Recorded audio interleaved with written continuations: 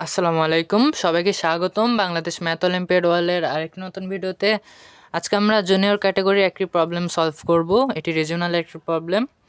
সবার আগে তোমরা নিজেরা এটি সলভ করার চেষ্টা করো, পরে না পারলে ভিডিও সলিউশনটা দেখে নিতে পারো। আমরা ডাইরেক্ট প্রবলেমটা সলিউশন করা শুরু করব। তো প্রথমে প্রশ্ন বলা আছে, প্রতিটি চিত্রে ছোট চতুর্ভুজ যদি একটি বর্গ হয় তাহলে চিত্রে সর্বমোট কতগুলো বর্গ আছে। তো চলো এটা সলিউশন করা যাক। তো প্রথমে দেখো আমাদের বলছে এইখানে প্রতিটা ছোট চতুর্ভুজ একটা বর্গ। তার আগে দেখো এটা একটা 6x6 একটা বর্গ আর কি, 6x6 গ্রিডের একটা বর্গ, 6x6। আচ্ছা দেখো, তাহলে এখানে মোট 36টা এরকম ছোট ছোট ঘর আছে। তো আমাদের বলছে এখানে প্রতিটা বর্গ একটা বর্গ, মানে প্রতিটা ঘরে একটা বর্গ, তাহলে মোট কতগুলো বর্গ। আচ্ছা দেখো এখন তাহলে এটাও একটা বর্গ হবে, এইগুলা ছোট ছোট যতগুলো আছে সবগুলা বর্গ। আবার দেখো এই জিনিসটাও কি একটা বর্গ হবে না? এটাও একটা বর্গ, এভাবে এটাও একটা বর্গ হবে। আবার এদিক দিয়ে এটাও একটা বর্গ। তো আসলে এখানে অনেকগুলো বর্গ আছে, 36টারও অনেক বেশি।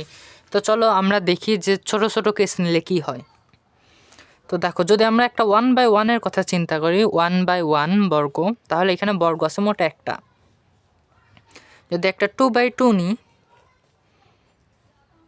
2/2, আচ্ছা এটা হলো 2/2, তাহলে এখানে আছে বর্গ আছে মোট এই যে একটা, দুইটা, তিনটা, চারটা, আর এই পোড়াটা একটা, 5টা।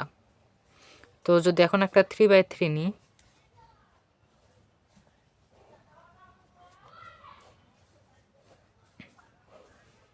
এটা একটা 3/3, একটা 3/3। আচ্ছা আচ্ছা, তো এখানে বর্গ আছে মোট 9টা ভিতরে, 1 2 3 4 5 6 7 8 9। আচ্ছা দেখো আরেকটা জিনিস, এটা কিন্তু একটা বর্গ, তাহলে 10টা। এটা আর একটা বর্গ, 11টা। এটাও কিন্তু এভাবে একটা বর্গ, 12টা। আবার এখান থেকে এটাও একটা বর্গ, 13টা, আর পোড়াটা মিলায় একটা বর্গ, তাহলে এখানে বর্গ আছে 14টা।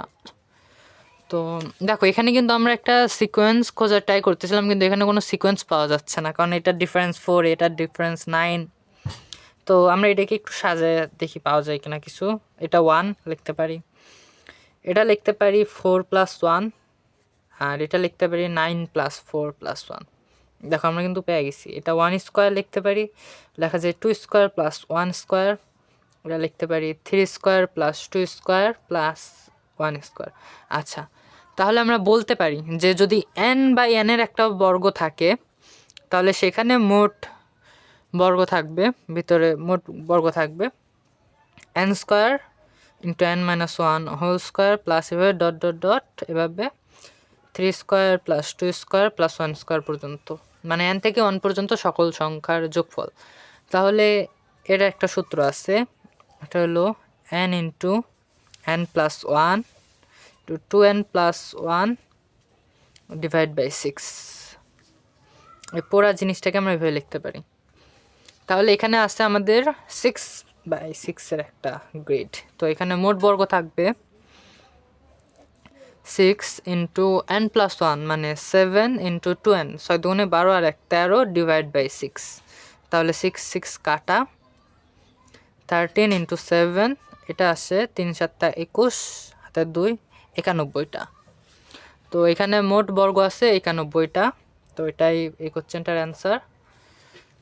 তো এটাই ছিল আজকের প্রবলেমের সলিউশন। ধন্যবাদ সবাইকে।